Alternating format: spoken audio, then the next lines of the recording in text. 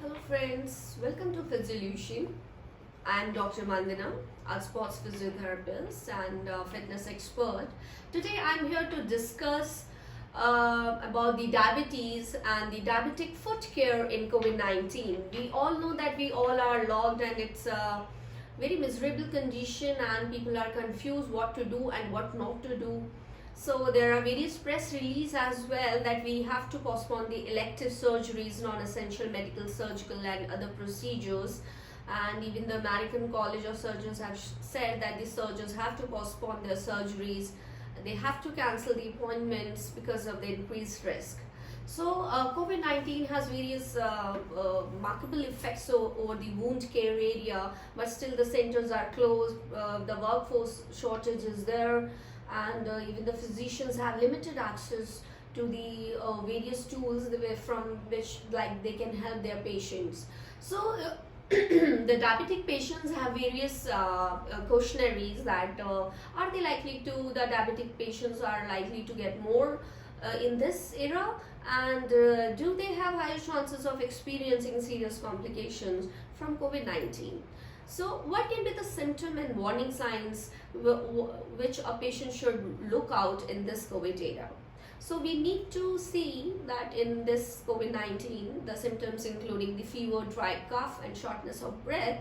If you feel like you need to call your doctor immediately, and when you call your doctor, you need to have your glucose reading available, your ketone readings, and you need to keep a track of your fluid consumption and be clear on your symptoms, like if you are feeling nauseated, if you have a stuffy nose. So you need to, this is how you will come to know how you need to manage with your diabetes.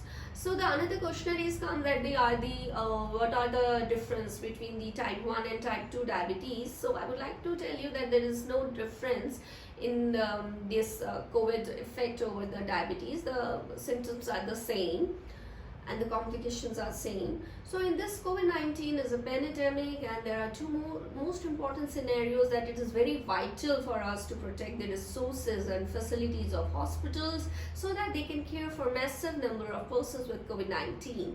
This is also very important to support the people living with diabetes who have foot problems and treat their complication as many as we can outside the hospital. So how this we can do this? This can be done with the following methods, like from the referral points, by the telephonic means, by the telemedicine communication, either with the patient or with the referrer. So we have applied a concept of triad system. What it can be, that we need to decide whether there is a need for the person with the foot problem to actually visit the clinic, or at the same time we need to inquire made possible about the COVID-19 symptoms of cough or sore throat or fever. So in diabetes, what can be the different complication, like the foot deformities, foot ulcers, low back pain, peripheral neuropathy, which I'll be discussing, musculoskeletal problems, neuritis, plantar fasciitis, arthritis, deep vein thrombosis, gangrene, obesity and lethargy. So the basic things are peripheral neuropathy, altered biomechanism, peripheral vascular diseases, which are very much prevalent in diabetic patients. So here I'll be discussing today the diabetic neuropathy. Though there are various complications, but let's discuss which is the more serious complication, which is neuropathy, which itself is a degenerative condition including spondylosis.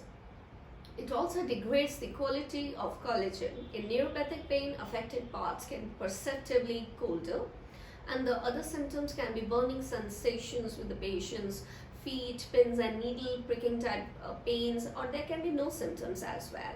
So what are the risk factors for the development of the diabetic neuropathy? The modifiable risk factors can be poor glycemic control, alcohol, hypertensive, cigarette smoking, hypertriglyceridemia. Non-modifiable risk factor can be obesity, older age, family history, long duration of diabetes.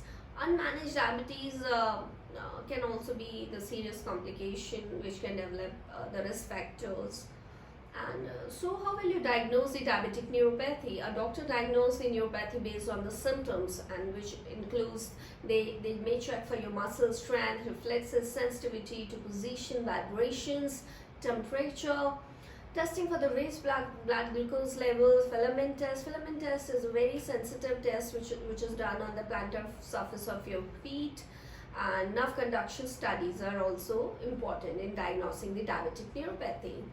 So, what are the limb or life-threatening in the diabetic cases? It can be severe infection, which can be recognized by the ulceration associated with rapidly spreading cellulitis, as indicated by the redness, swelling, heat, pain, and complicated by the discharge of pus or black discoloration or wet gangrene, or there can be gas in the soft tissue. Identify the crepitus in the skin.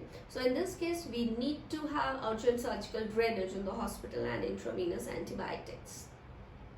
Another life-threatening can be sepsis, which is a severe infection, may or may not be complicated by sepsis, which may be recognized by the flu-like symptoms like confusion, drowsiness, and it may include the body temperature greater than 37.5 degree, or the pulse rate can be greater than 90 beats per minute, and respiratory rates can be higher than 20 breaths per minute. So in this case, we need to send patients immediately to the local hospital's emergency departments. There are other non-threatening cases as well, which is including the Charcot foot, which can be offloaded by removable cast in the community. This is preferred to the total contact cast, which is a challenge during the pandemic as it needs frequent visit to the diabetic foot clinics for the change of cast. So how we can treat it? It should be treated in the community using the local infection, wound care and pain management guidelines with the advice available from the nearest diabetic foot clinics. Another non-threatening is the foot ulcer, which are non-infectious and non-ischemic ulcers in mild or moderate ischemic but stable feet can be treated at home. There can be some mild foot infection which can also be treated at home. Deep but limited infections may be treated with repeated debridement and drainage, because it is very important for the debridement in the diabetic foot in the clinics. So foot examination is very important in diabetic cases, and a patient can self do this at home, because if once you develop the injury, then it can convert it into the wounds. So you need to take care of your wounds, open wounds. They may develop some infection which may lead to the gangrene, and it may lead to the life-threatening amputations, and we need to ignore the amputation. So you need to look forward for such foot injuries. If you have open wounds, you need to take care of them. You need to call your podiatrist. You need to go for the proper dressings.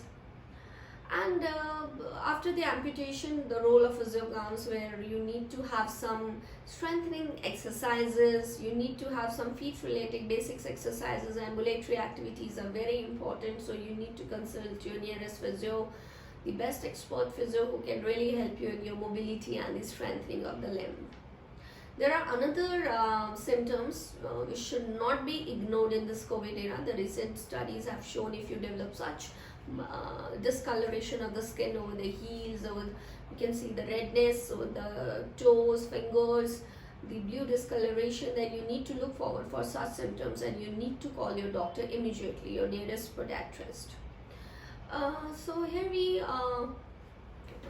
conclude that the physical therapist is very important for the diabetic patients, because for the peripheral neuropathy, physio can help you with the nerve stimulation. Static magnetic field therapies are available. Electric spinal cord stimulation can also be done. Acupuncture has also shown very important placebo response, which is possible with the acupuncture therapy, and it helps patient with in their pain management. So what are the basic tips for the diabetic foot care during this COVID-19? You need to watch out for the calluses if you're developing over your feet. They are the warning signs. You need to avoid exercises over the hard surface. You need to try a toe cap. You need to treat your feet with the Epsom salt bath, which is easily available. You have to go up size or try wider width. You don't need to wear tight shoes. So what we conclude that in the diabetic patient, regular exercises and mobilization is very important, because this is how you can maintain your glycemic control, and you will be then prevented from developing the ulceration or other foot injury risk. You need to rehabilitate, you need to have mobility and prevention of complications, and it is very important for the diabetic patient to have increased blood flow to the feet and the legs. So if you have diabetes, what you have to do, you need to wash feet daily, inspect the feet and toes daily, apply lotion on dry skin. You have to wear thick and soft socks. You need to keep your feet dry. You have to cut nails on the regular basis. Quit smoking, wear proper footwear. You have to exercise regularly. And if you have diabetes, then what you need to avoid, you don't need to go barefoot. You don't wear high heels and tight shoes. You don't remove corns and calluses by yourself. Don't use corn pads. Don't let feet get dry and cracked. You need to apply lotions. Don't wear wet shoes, and don't use hot water bottle or pads on the feet. So here I finish my this COVID-19 era, the diabetic foot care PPT today. So let's work in team, because team always work, divides the task and multiply the success. So keep in touch and wait for my next PPT. Thank you.